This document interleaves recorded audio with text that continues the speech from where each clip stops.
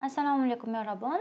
Biz o'tgan darsimizda koreys tili alifbosi, asosiy unlilar va undoshlar, qo'sh undoshlarini o'rgangan edik. Endi biz bugungi darsimizda diftonlar, ya'ni qo'sh unlilarni o'rganamiz. Biz bilgan edik, biz o'rgangan edik, koreys tilida 21 ta unli harf bor. Ularning 10 tasi asosiy unlilar, 11 tasi esa diftonlar. Xo'p, diftonlarni biz birinchi o'rinda yengil o'rganib ketamiz. Xo'p, bizda birinchi difton e.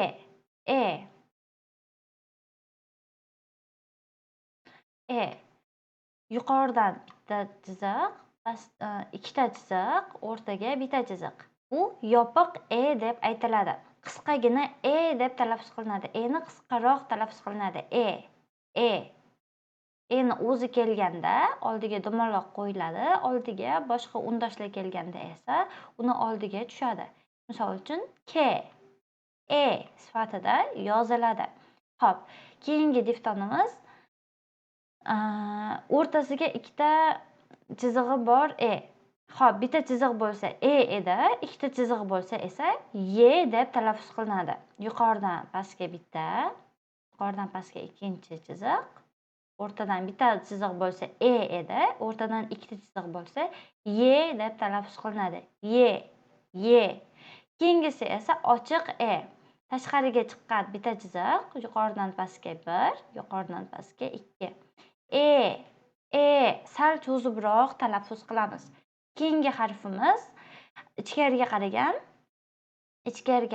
ikkita chiziq 1, 2, yuqoridan pastga 1, yuqoridan pastga 2. Ichkariga qaragan bitta chiziq bo'lsa deb talaffuz qilamiz. Ikkita chiziq bo'lsa deb talaffuz qilinadi. Xo'p, bu keyingi harfimiz esa o bilamiz. O bilan ani teng aytilishidan hosil bo'ladigan va harfi. Va. Xuddi shunaqa holatda talaffuz qilinadi. Va. Keyingi harfimiz o bilan ni qo'shilishidan hosil bo'lgan Xuddi shunaqa holatda yoziladi. Birinchi o'ni, keyin ni yoziladi. Xo'p, keyingi harfimiz esa o bilan ni qo'shilishidan hosil bo'lgan harfi. Deb talaffuz qilinadi. deb eshitilsa ham birga teng qo'shilganda deb eshitilsa ham, lekin deb talaffuz qilinadi. O va ni qo'shilishidan hosil bo'lgan Keyingi diftonimiz Uga ni qo'shilsa, demak, yuqorida ko'ryapmiz, Uga qo'shiladi, yopiq qo'shiladi. Uga esa ochiq qo'shiladi. Uga ni qo'shilishidan hosil bo'ladi.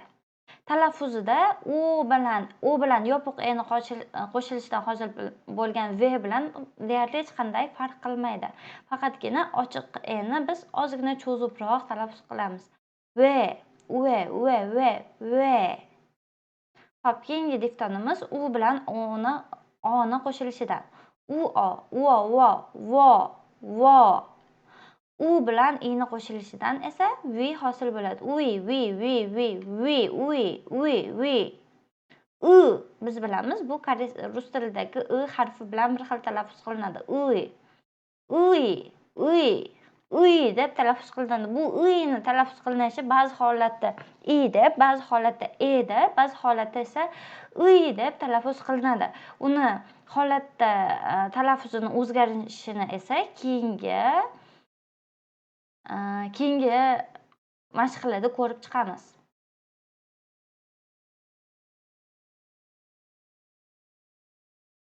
Xo'p, bizda birinchi harf yuqoridan pastga 1, yuqoridan pastga 2. O'rtada bitta chiziq bo'lsa deb talaffuz qilinadi ekan. Undosh harf buni ni oldiga tushadi. Misol uchun bo'lishi mumkin. Yoki unli harf tushganda esa mana bunday yoziladi. Unli ni o'zi kelganda biz bilamiz, har doim mana bu dumaloq birgalikda keladi. Xuddi shunday holatda. Xo'p, keyingi harfimiz esa bilan, yopiq bilan i'ni qo'shilishidan hosil bo'lgan y harfi. Ichkariga qaragan ikkita chiziq. 1, 2, yuqoridan pastga 1, yuqoridan pastga 2. Y deb talaffuz qilinadi. Qisqaroq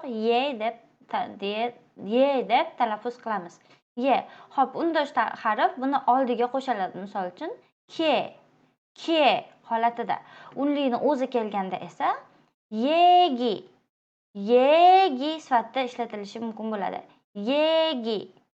Yegi suhbat. Xuddi shunaqa tartibda yoziladi. Keyingi harf harfi. Ochiq harfi. Ochiq yuqoridan pastga bitta chiziq, yuqoridan pastga tushgan ikkita chiziqda ichkariga qaragan bitta chiziq. Sal cho'zibroq talaffuz qilamiz. Undosh harf buni oldiga tushadi. Misol uchun ke bo'lib, yoki ne bo'lishi mumkin. Har qanday undosh harf buni oldiga tushadi. Unli harfini o'zi kelganda ham, misol uchun, unli harf o'zi bilan boshlanadigan so'z bo'lsa, xuddi mana shu dumaloq birgalikda keladi. Bu dumaloq biz bilamiz hech qanday tovushni bermaydi. Ke, ne, se bo'lishi mumkin, te xuddi shunaqa holatda keladi. Kage cho'zibroq talaffuz qilamiz. Keyingi harfimiz y harfi. Ga i'ni qo'shilishidan hosil bo'lgan y. Ichkariga qaragan ikkita chiziq, 1, 2, yuqoridan pastga bitta chiziq, yuqoridan pastga yana bitta chiziq. Undosh harf buni oldiga tushadi. Misol uchun nin qilaylik. Ne. Pastda esa yak. Demak, unlikni o'zi bilan boshlanganda esa dumaloq oldinga qo'shiladi. Hech qanday tovush bermaganligi uchun.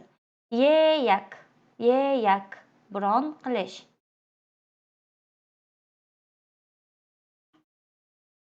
Xo'p, bizda keyingi harf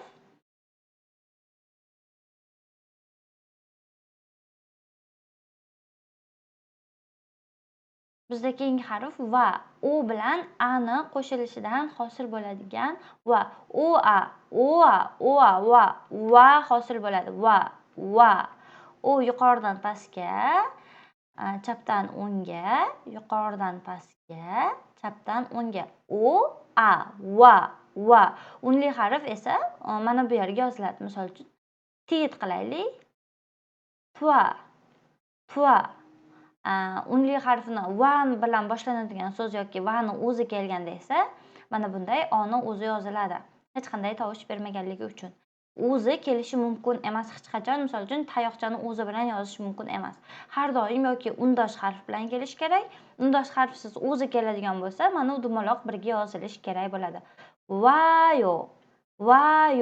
Keling. Vayo. Bizda keyingi difton u bilan ni qo'shilishidan hosil bo'lgan u bilan ni qo'shilishidan hosil bo'lgan xuddi shunaqa holatda hosil bo'ladi. Xo'p, bu yerga nin qo'yaylik. Xuddi shunaqa holatda undosh harf yuqori qismiga qo'shiladi. Veyo.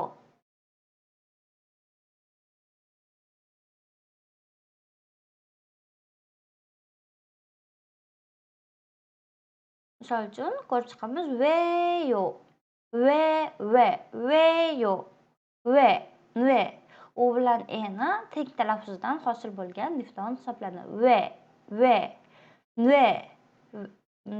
Deb talaffuz qilishingiz undoshlar bilan xuddi shunaqa holatda qo'shilishi mumkin bo'ladi. Bizda keyingi undosh bu u bilan i'ni qo'shilishidan hosil bo'lgan undoshi. U va i'ni qo'shilishidan hosil bo'lgan bo'lib talaffuz qilinadi. Undosh harf xuddi shunaqa holatda qo'shilishi mumkin. Unli harf o'zi bo'lganda esa bo'lib qo'shiladi.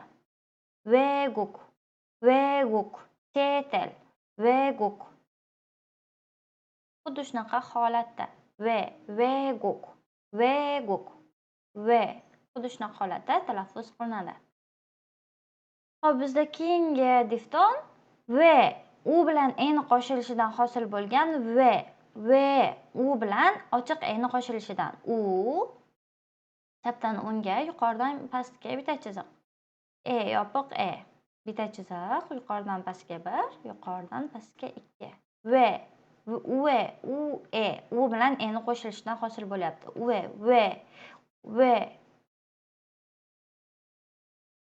Undosh harf buni yoniga tushadi. Misol uchun yoki tue bo'lishi mumkin bo'ladi. Venil,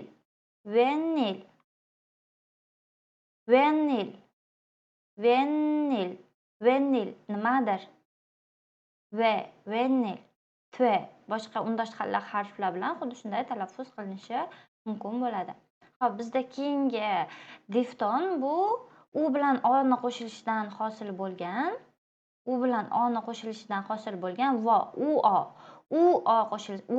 teng talaffuz qilinganda paydo bo'ladi. Holatida. Undosh harf buni yuqori qismiga qo'shiladi. Yoki mana bu holatda esa shavo. Dush qabul qilmoq. Shavo. Xuddi shunaqa tartibda yozilishi mumkin bo'ladi. Bizda keyingi difton bu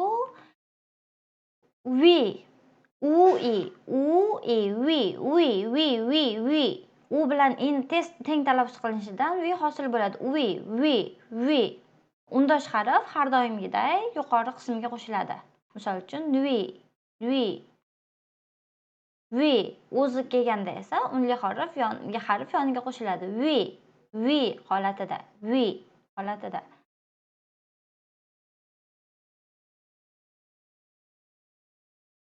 Bizda keyingi oxirgi difton bu difton bilamiz. Harfi va ni qo'shilishidan hosil bo'ladi. Ba'zi holatlarda ba'zi holatlarda ba'zi holatlarda esa holatida ishlatilishi mumkin bo'ladi. U holatlarini esa keyingi darslarimizda sekin-sekin o'rganib olamiz. Demak, bu yerga har doimgiday undosh harf tushadi. Misol uchun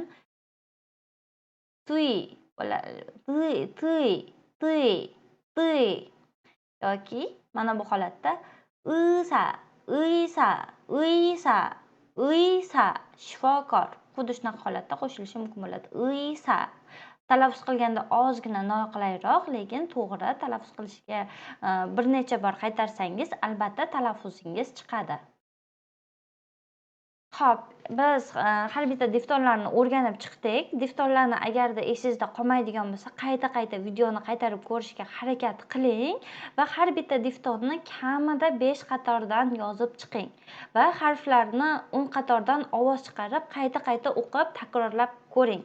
Yo daftaringizga yozing va 5 qatorda yozib chiqing va har bittasini 10 qatordan ovoz chiqarib takrorlang. Chunki bu sizni takrorlashingiz, yozib chiqishingiz va og'zaki takrorlashingiz bu sizga juda ham yordam beradi. Keyingi safar kitobda ko'rganingizda yoki biror bir gapni o'qiyotganingizda sizni ikkilanmasdan o'sha harfni to'g'ri talaffuz qilishingizga yordam beradi va biz hamma harflarni o'rganib chiqdik. Diftonlar qatnashgan ozgina murakkab matnlarni o'qib chiqishga harakat qiling.